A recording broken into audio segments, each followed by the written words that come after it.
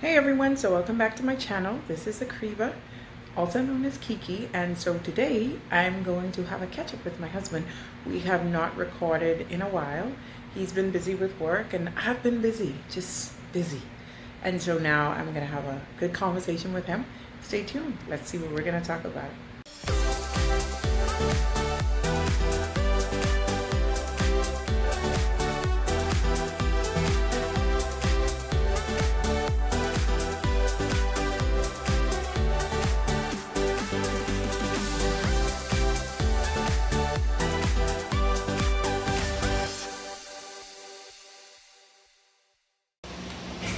Okay, so we live from the Lightbourne's house. Me and my amazing husband, Freddie. It's been a while since we caught up on YouTube and gave you some content. So today I just wanted to share briefly, before he has to go, a little bit about our infertility journey. We would have done a video before on it. We basically talked about the journey as a whole, but I wanted him to share a little bit from a man's standpoint with journeying with a woman struggling with infertility. So, Freddie, I'm touchy-feely, y'all, especially on the camera with my husband. So, baby, I want you to share with us today, what was the first thing that came to your mind when we discovered that it would be a struggle to conceive? You married? Yes, we're married, Skylar. That's Skylar.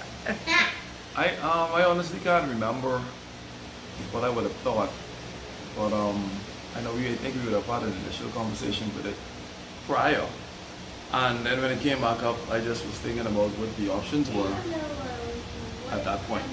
Like, I didn't think about much else. I just, like I always said, okay, this is the problem. What's the solution now? Right. And like, I mean, so like, you know, we got into the marriage and everybody expected babies right away. Did you feel pressure at any time? Like, especially Who expected babies right like, away? you know, people, they always say, after? yeah, after the wedding and all of that. Babies? Yeah. Yes. And then, No, I didn't feel no pressure. It was what it was. Really? And I think it's especially how we both already had children. that too. You had Nash I and go to I work had every Peyton, day. so what? You go to So- work every day. Yeah, I do go to work every day. So I thought that and we were good. We were in a good space, Yeah. children-wise, but I know you wanted one together. So only you was pressuring me. And you too. Alright. You didn't want a baby by your wife? Yeah, but it wasn't no pressure. You was pressuring me. Yes. Because we have to seal the deal. Like, we came with our You have kids. to excuse me. I ordered a pizza for Skylar one time. Hello. Oh my God. Just give us a minute. We Yes. got ordered a pizza. You done heard that. No, something.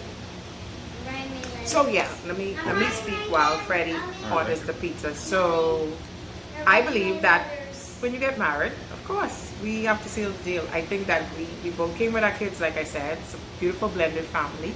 But we needed one for the team. Us. Team us. We got it. Right. So how were you maybe coping? Because I shared before with some people that you were so good. I mean, with me, going through the whole emotional roller coaster, the needles and all of that stuff. I mean, the And our process- life was on a time clock. You remember? Like, we The were on a process clock. was it's a lot. There's a lot to do. You gotta give a shout out to the people in Barbados. They're very good at what they do over there. As first time people that were new to this, they were very informative and very helpful. Like, it's a big family atmosphere when you go there. And Barbados is a beautiful place. Yes. So that helped. You know, it's It like a did. mini vacation. One of my closest friends, Bakari Bascom, lives in Barbados, so he made sure that we were okay. So the process was pretty straightforward. I just was a little bit nervous, hoping that everything worked out. It's an expensive process, and there's a lot of things that have to line up for it to be successful. So I just was hoping that everything, and honestly, I felt Like, I didn't want you to feel bad if it didn't work, because you know, here you are, you want to have a child for your husband. I didn't want you to Really? feel and you feel unaccomplished, if that makes sense. So Yeah. that's really where I was. You really don't I know. was there. You wanna come? No. Okay. I was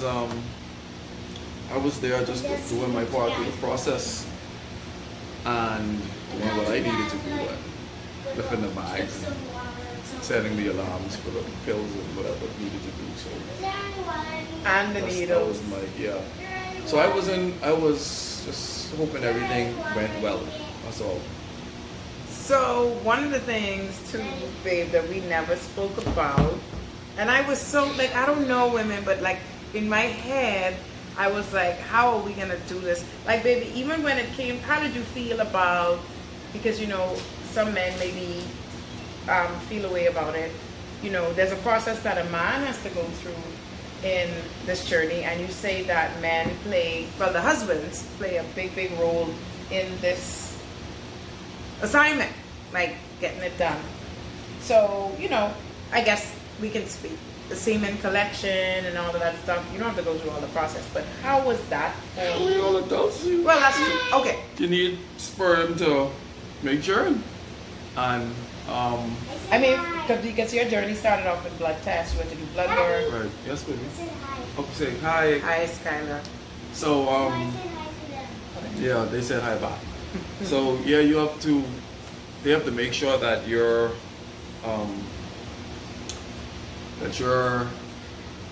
ready, I guess you're prepared. They check your sperm count and all of that. And then when you get to Barbados, you have to produce sperm for them to test it and all of that. And once everything on the man's end is okay, then they deal with the woman and they make man and woman connect. Yes. Wait, it was in the lab or something? In the thingy? In the yeah, thingy? in like a petri dish. or Yeah, something. and then they put it back into the woman. But the man, yeah, that was my role. You just had to make sure the sperm was strong enough to get the job done. And all this, we adults, this is an adult discussion, and Yeah.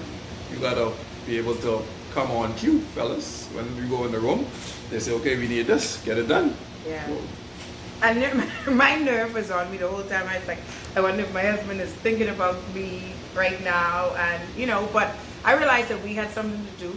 And so we had to get it done. I think that there was a part of the journey. I don't know if you remember, babe. We went there for one shot, but we had to come back home and go back again, remember? Because they weren't we had to go able back to, home. they couldn't I put know we've been twice. Right, because they went inside and Dr. Skinner realized that I Something had wasn't right. right, something wasn't right in there. What And it wasn't right. it was like a sack of blood they found inside, That's something you had to move or something like that? something that she had to treat with antibiotics to clear it up. Alright. Like, what was your thinking process at the time? Because it's expensive. Like, it's expensive. You know, we already had this whole thing planned out for one shot, and then yeah. I mean, at that point, money wasn't the concern. I forget how much it was. The first time you go on, I had to get like 10 grand, something like that. Yeah, the first time. Yeah. Yeah. But you know, God is good. We had a lot of backing, let's put it like that. Yeah. So everything worked out. We us and Holiday Inn Express are friends. Marriott. Marriott, sorry. That's where we Beautiful, stayed. beautiful That's- place if you do go Sorry. to That's where we Barbados. stayed, and it all worked out. What Yes. the taxi driver guy did? I don't I remember. can't remember the taxi driver. But He was amazing as well. Yes, he was. So yeah, it wasn't so much about the money. I just wanted to make sure everything went well, like everything worked out. Yeah. So after we came home and treated that, that's when we had to go back. Yeah, we had to go back, and that's when my body, you know, I was so anxious because I had to literally, they had to control when I ovulated, and so we weren't in control of that trip, remember? So like even Oh, with you had to work, go you just when? had to go like when they call, like you just had to Y'all go. need to come to Barbados Friday. Yeah, like there was like, come So- now, and we had to just get on a plane. But like Freddie said, God is good because, you know, I can't tell you for the life of me. I remember at first it was the $10,000, and then things were just happening. Like, you know, the Lord was just making a way, because we went back, and the next time we went, we took my oldest daughter, right, for the trip, and it was once again beautiful. But baby, like, before we close off, because we didn't want to be too long, we'll be back again. What is some encouragement that you would give to the husband right now? With these $1,000 shots. Oh, we did in the YouTube vlog, but we can talk about that. We could come back. We could come back. I mean, we could come back. But I remember Freddie was in the basketball league at the time. Remember, you were playing basketball, and the days that I would need shots, because we would call him Dr. Freddie. He would be playing basketball, and I think Freddie was taking timeouts on the court to call me and to say it was time to take the shot. Yeah, to make sure you don't forget. Yeah, like he was keeping me. He was keeping me on. Shorts, no, the shorts is expensive, especially the Humera. The Humera was. Yeah, I remember. The Humera was like $1,000 per shot. It's probably much more now, because that's like what, 4 years ago. It's probably a bit much now, but it was like $1,000 a shot, and I needed like 4. Like when I called. That's for everyone, or? No, that's only for me. That was a case by case, because so remember. Fellas, don't hit your head with that. You might even need that. Right. But remember, baby, I had to take a test, and you was like, for what? And I was like, it's $500. But if she was 99.9% sure that I would get pregnant, but she said there was a 1% chance that she just needed to see something. And I took the test, and to find out, my natural killer cells were extremely high. So they said that if I did not treat it, then what was going to happen was, when they implant the embryo, it will die. It will not last, because it will the environment will see it as a foreign body. I play with Skylar, y'all. Sorry. Right. And so another thing, baby, I had to take these bags of, it looked like milk. Oh, the creamy thing. Oh my God. They were expensive too. Like, we were running into. Fellas, when y'all watch this, have a calculator, yo. Yes. Thing is like, expensive. Because you don't know what you're gonna come up against. Like, you don't know what's gonna happen. Like Freddie and I, the only thing we saw on Barbados site was $5,000. I told my husband, it was like $5,000. All we needed to do was get $5,000, and we would have this baby. That's how women always just do. They tell you one thing and it be flipping all kind of other things. But the $5,000 turned into thousands and thousands of dollars. But it was worth it. It was worth. Gosh, want me something? It was worth every dime. Everybody, this is our house. Like, it's a busy, busy house. It is worth it though. It is absolutely worth every dollar that you spend. It is. And two, we kept our mind, like Freddie said, we kept our mind off of the process, and we worked on it being a vacation. Like, we didn't have a honeymoon, so we treated it as a honeymoon. I was able to see my monkey. We didn't. We just didn't do it. We gone to Miami for a couple of days. Yeah, we went to Miami for a few days just to relax, and then we came back home. And then we were struck with that. So then we decided we didn't take honeymoon because we know it's gonna be a grip to get this done. Right. And so so that's what we did, and it was beautiful. Freddie took me in this submarine that took us. And there's a very nice restaurant up the street from where Rihanna house is around there. Yes. And it's all white on the wall. I think it's called the Millionaires Mile. Mile? Something, but Bakari, if you watch this, you could correct us. But it's called the Million Something Strip where Rihanna lives. It's beautiful. And Freddie took me out there. Oh yeah, Freddie took me out there, and like, it was on a beach, and it was beautiful. I mean, it was just beautiful. This is after I would have already gotten the embryo put back in. And trust me, I knew I was pregnant because I was eating all the people's bread. Like, I could not get enough of that bread. They had a nice bread there, remember? Like a really nice bread. I ate Freddie's bread, Naja's bread, and more bread. Like, I was really, really hungry. And then the Marriott was pretty good to us too, because we were able to get complimentary they treated us well. Right, and they knew us very well. From the first time until we returned, they knew us really, really well. So, babe, just a bit of encouragement for, because some people have been waiting, and I mean, even... The only thing I could say, like, to the fellas, like,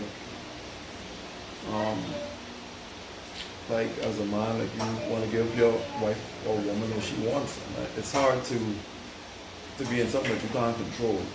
So don't beat yourself up too much about it, because you can't control it. Just go through the process and try to be as encouraging as you can. And women, try not to put too much pressure on yourselves. I understand that you want to give your husband kids if he wants kids, but don't put too much pressure on yourselves. And try to enjoy the process, because every time I look at Skylar, you know, you think about what you spend, but it will never compare. You spend every dime again. So, and it's totally worth it. But honestly, it's if you want to have kids. So don't put too much pressure on yourself, men, and don't put too much pressure on your wife or your woman. It'll get done. It's our faith. It'll work out. It'll work out for us. Yeah. And before we close again, baby. So Freddie adventure with this whole pregnancy was a lot, and we probably will talk about that on another session when it was time for me now to have baby Skylar, and that entire process that was some bullshit. That took. We can laugh. Yeah, we can laugh about it now. It was not funny then. We can laugh about it now. God is good, but you know, I guess every time we talk about it, I always say to Freddie that I can only imagine the state that he was in at that time, because if you know that, yeah, my wife may not make it out this room. Like, I left her in here feeling that good, and we see our baby, and now I don't know if I'm gonna have her, but just this child. Like, I don't know. And, you know, my parents sitting down in the lobby. It just was a lot. So Freddie didn't just go through this process. He went from one thing to the other thing. And so we're definitely going to use another session to do that, because I know that Freddie has to go. And, yeah, the house is busy. You don't want to talk with everything one time. Yeah, we don't want to give it all one time. We want to be able to come back and encourage and coach. Me coach the women, Freddie coach the men along on this journey, or on your journey, to give you some inspiration. It happened for us. It can happen for you. It's a journey of patience.